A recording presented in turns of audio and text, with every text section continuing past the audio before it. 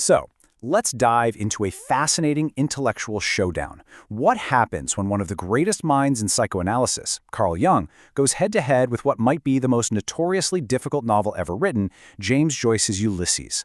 Now, this wasn't just some book review. It was a journey, an analysis that started with pure fury, moved through total confusion, and ended in this profound revelation that honestly tells us as much about ourselves as it does about the book. Right off the bat, let's be clear, Jung did not like this book.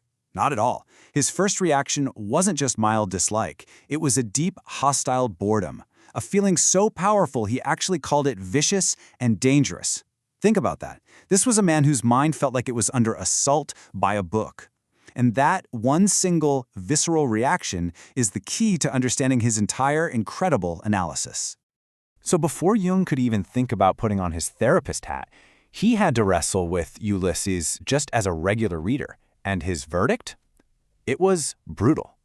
He saw a work of incredible technical genius that was, at its very core, just completely and utterly empty. A hollow masterpiece. And here's where Jung gets so relatable, right? He admits to falling asleep. He felt actual despair reading it. He described this experience where every single sentence sets up an expectation, only for Joyce to intentionally let you down again and again until you just give up and learn to expect nothing. This wasn't just a tough read, it was psychologically exhausting. He called it infernally nugatory. And nugatory, in case you're wondering, basically just means worthless, futile, pointless. For Jung, the book started in a void, it ended in a void, and the whole middle was, well, nothing. He saw it as 735 pages about a single, meaningless day where nothing happens.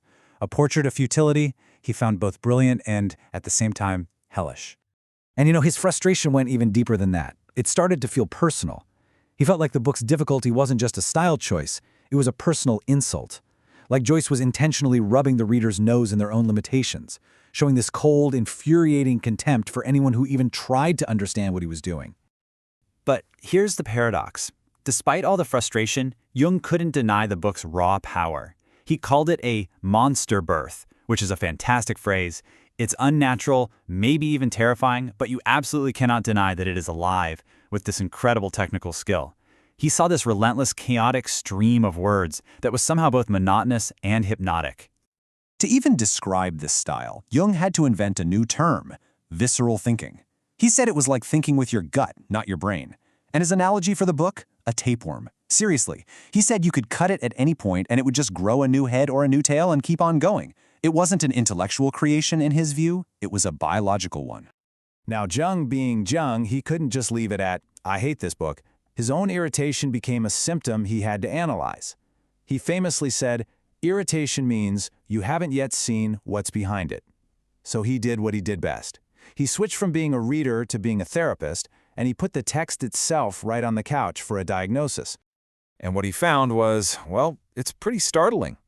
He saw these uncanny parallels between the style of Ulysses and the mental patterns of his schizophrenic patients.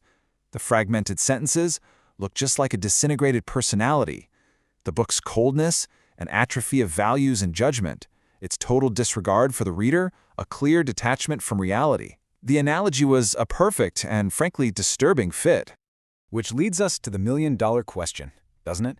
If the book reads like the product of a schizophrenic mind, does that mean the author himself was suffering from the same condition? It's a pretty serious and provocative leap to make. And the answer is a hard, definite no. Jung is absolutely emphatic about this. To him, it was just an analogy, and to actually label Joyce would be to completely miss the point of what was really going on.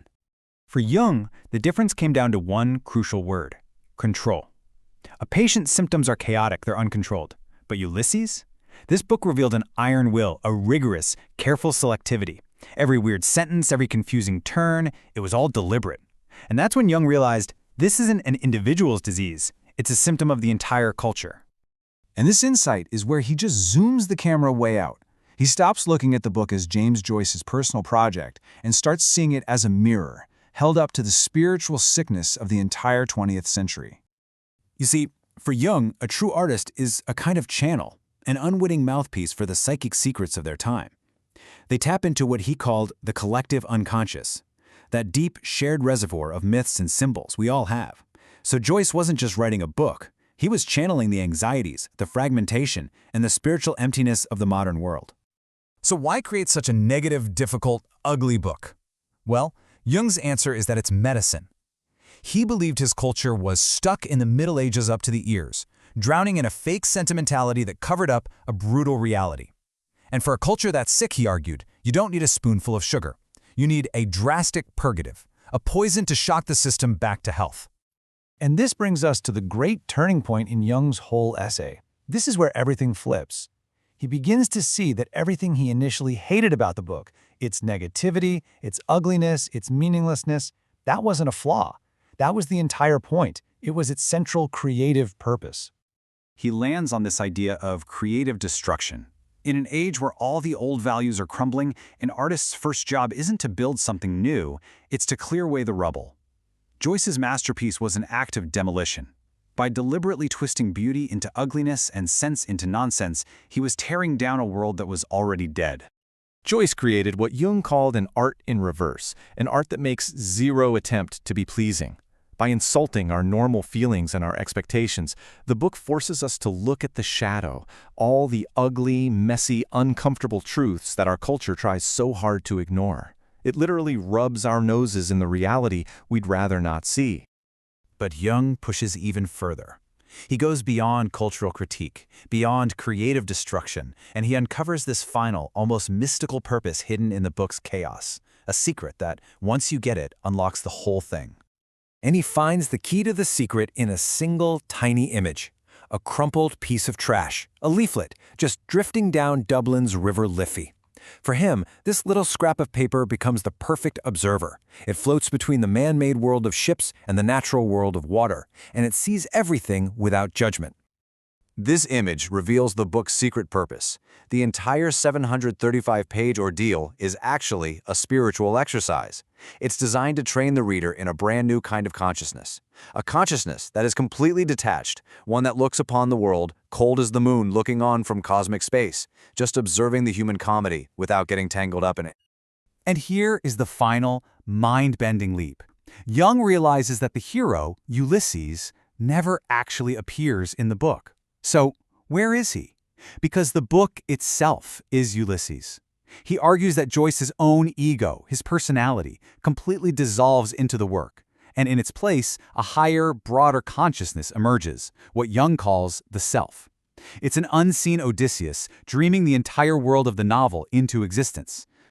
And after all that cold, cosmic detachment, after 734 pages of what Jung called a world born of hell, the book ends here, with Molly Bloom's famous, unpunctuated monologue. It's a torrent of feeling, memory, and sensuality, and it ends with this thunderous, life-affirming yes. Jung sees this as the final chord, the Great Mother embracing the wanderer, resolving all the shrieking noises of the book into one final, beautiful harmony. So, we end with this question. Jung's journey with Ulysses suggests that maybe we approach difficult art all wrong. We struggle so hard to get it, to find the meaning, to solve it like a puzzle. But what if the point of a book like Ulysses isn't to be understood? What if its real purpose is to act like a kind of alchemical device that, through its very difficulty and its strangeness, fundamentally restructures our consciousness and forces us to see the world and ourselves in a completely new way?